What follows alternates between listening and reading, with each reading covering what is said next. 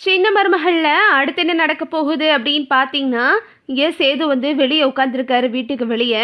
கண்மணி phone பண்ணுறாங்க. கண்மணி, என்ன கண்மணி இருக்க? வீட்டில் எல்லாத்தையும் மறந்துட்டு போல, ரொம்ப சந்தோஷமா இருக்க போலயே அங்கே எங்களெல்லாம் மறந்துட்டு அப்படின்னு சேது கேட்கவும், ஆ இங்கே எல்லாம் சுற்றி பார்க்க ரொம்ப நல்லா இருக்குனே. கூடவே அவர் இருந்து என்னை ரொம்ப அன்பாக கவனிச்சுக்கிறாரு. நான் என்ன கேட்டாலும் உடனே வாங்கி கொண்டாந்து கொடுத்துட்றாரு. கூடவே எனக்கு ஒரு கை மாதிரி இருக்காரனே. இப்படிப்பட்டவர் இருக்கும்போது எனக்கு என்னென்ன கவலை அப்படின்னு அங்கே கண்மணி சொல்லவும், சரிம்மா நீ எப்படியோ ரொம்ப சந்தோஷமா இருந்தா சரிதான். நீ அப்பா கிட்ட பேசுனியா அப்படின்னு சேது கேட்குறாரு. இல்லைனே, அப்பா ஃபோனுக்கு ஃபோன் பண்ணிக்கிட்டே இருந்தேன். அங்கே பிஸி பிஸின்னு வந்துச்சு. அதனால தான் என்னால் வந்து அப்பா கிட்ட பேச முடியலை. அப்பா உன் பக்கத்தில் இருந்து அப்பா கிட்ட கொடுக்குறியானே அப்படின்னு கண்மணி கேட்கவும், இந்தா இரு கண்மணி, இந்தா இப்போ உடனே போய் கொடுக்குறேன் அப்படின்னு சொல்லிட்டு சேது வந்துட்டு வீட்டுக்கு போகிறாரு. அங்கே பார்த்தா அப்பத்தா உள்ளே இருக்காங்க, ஒருத்தரையும் காணா. இங்கே சேது ஓடுறத பார்த்துட்டு ஈஸ்வரி சொல்லுது, பாத்தியாடி இவனுக்கு வந்த பௌச அந்த கண்மணி போயும் போய் ஒரு டிரைவரை கல்யாணம் பண்ணிட்டு அவனுக்கு வந்த வாழ்வை பார்க்கணுமே. அந்தமானுக்கு போகவும் ஹனிமூனுக்கு போகவும் திண்ணையில கிடந்தவனுக்கு திடுக்குன்னு கல்யாணமா அப்படின்ற மாதிரி தான் இந்த ஆறுமுக கதை இருக்கு. அப்படிப்பட்டவனை கல்யாணம் பண்ணிக்கிட்டு அவப்படுத்துகிற வருத்திருக்கே அப்படின்னு சொல்லிட்டு ஈஸ்வரி ஒரு பக்கம் பேசிக்கிட்டு இருக்கு. சேது வேகமாக உள்ளே போகிறாரு. உள்ளே போயிட்டு அங்கே அவங்க அப்பா இருப்பாருன்னு சொல்லிட்டு உள்ளே போனால் ராஜாங்கத்தை பார்க்க ரூமுக்கு போகிறாரு. அங்கே போயிட்டா அங்கே மோகனா உட்காந்து அழுதுகிட்டு இருக்காங்க. என்னது இவங்க உட்காந்து அழுதுகிட்டு இருக்காங்க அப்படின்னு சொல்லிட்டு சேது கொஞ்சம் நேரம் வெளியே நிற்கிறாரு. அங்கே கண்மணி வந்து, சரி நம்ம அப்புறம் பேசிக்கிறலாம் அப்படின்னு சொல்லிட்டு கண்மணியும் ஃபோனை கட் பண்ணிடுறாங்க. அப்புறம் வெளியே நின்று சேது கேட்டுக்கிட்டு இருக்காரு. அங்கே மோகனா வந்து ஒரு ஃபோட்டோவை கையில் வச்சு அழுதுகிட்டு இருக்காங்க.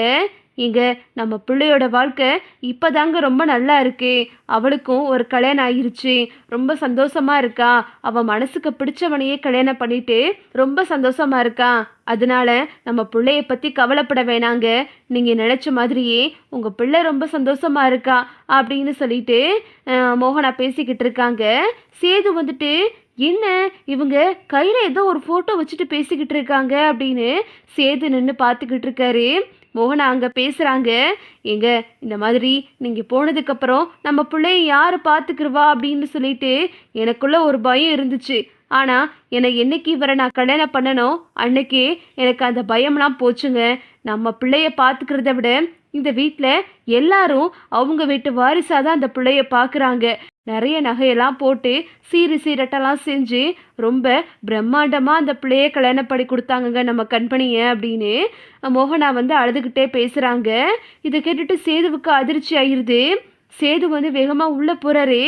என்ன நீங்கள் யார்கிட்ட பேசிக்கிட்டு இருக்கீங்க அப்படின்னு சேது வந்து மோகனாவை பார்த்து கேட்குறாரு.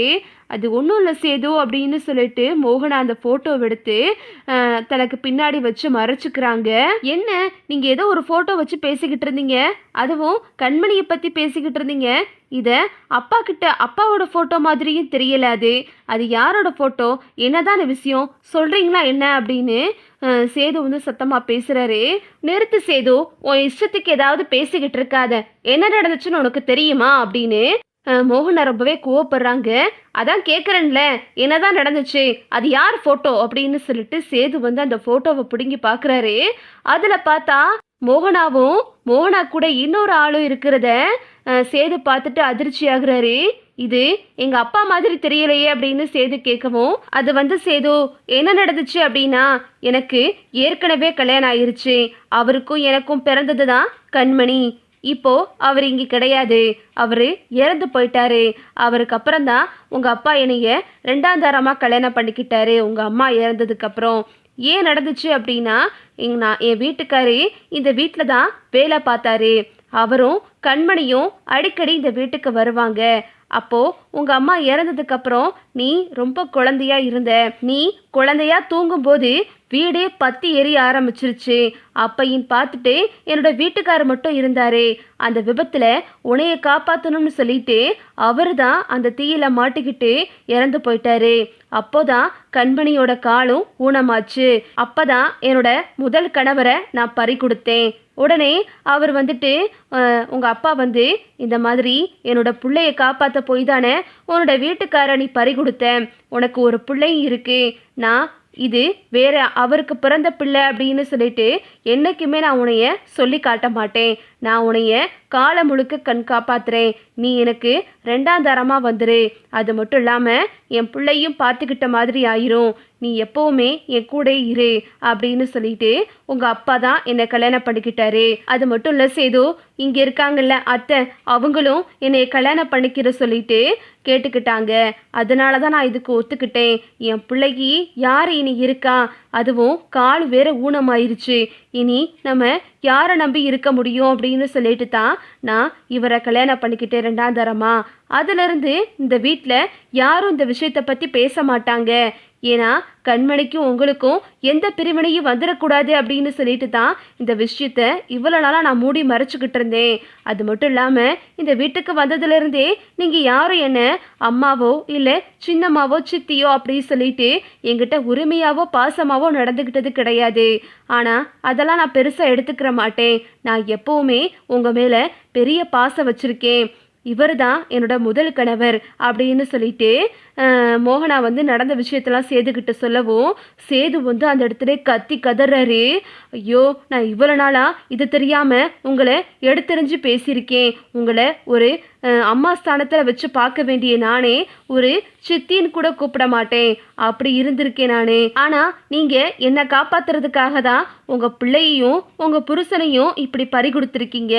இதெல்லாம் நினைக்கும் போது எனக்கு ரொம்ப அவமானமாக இருக்குமா, என்னை மன்னிச்சிருங்கம்மா அப்படின்னு சொல்லிட்டு சேது வந்து மோகனாவை அம்மான்னு கூப்பிட்டு கையெடுத்து கும்பிட்டு அழுகிறாரு. கரெக்டாக ராஜாங்கமும் உள்ளே வர்றாரு. என்னப்பா அப்படின்னு சொல்லிட்டு சேது கேட்கவும், ஆமையா சேது, இதுதான் உண்மை. இந்த விஷயம் யாருக்கும் தெரியாது. எனக்கு உங்கள் அப்பத்தா அப்புறம் மோகனா சன்னாசி இவங்க 4 பேருக்கு மட்டும்தான் தெரியும். வேற யாருக்குமே இந்த விஷயம் தெரியாது சேது. இப்போ உனக்கு தான் இந்த விஷயம் தெரிஞ்சிருக்கு. ராஜாங்க சொல்லவும் வேகமா சேது வந்து ராஜாங்கத்தை கட்டி பிடிச்சி அழுகிறாரு. உடனே சேது வந்து மோகனா காலில் விழுகிறாரு. என்னை மன்னிச்சுக்கங்கம்மா, நான் தெரியாமல் பண்ணிட்டேன். உங்கள் மேலே அதிக கோபம் கூட நான் பட்டிருக்கேன் மனசுக்குள்ளே. ஆனால் அதெல்லாம் தப்பு தான், இன்னைக்கு தான் எனக்கு புரிய வந்திருக்கு அப்படின்னு சொல்லிட்டு சேது வந்துட்டு மோகனா கிட்ட மன்னிப்பு கேட்குறாரு. விடுப்பா சேது, நீ உன் கூட பிறந்த தங்கச்சி மாதிரி தான் கண்மணி இவ்வளோ நாளாக நீ பார்த்துக்கிட்டு இருக்க. அதுவே எனக்கு பெரிய சந்தோஷம் சேது அப்படின்னு மோகனாவும் வந்துட்டு சேதுவை வந்துட்டு தலையை தடவி கொடுத்து தன்னோட தோளில் சாய்ச்சிக்கிறாங்க. இதை தான் அடுத்தடுத்து நடக்க போகுது. ஓகே வியூவர்ஸ், இந்த வீடியோ உங்களுக்கு பிடிச்சிருந்தா லைக் பண்ணுங்கள், ஷேர் பண்ணுங்கள்.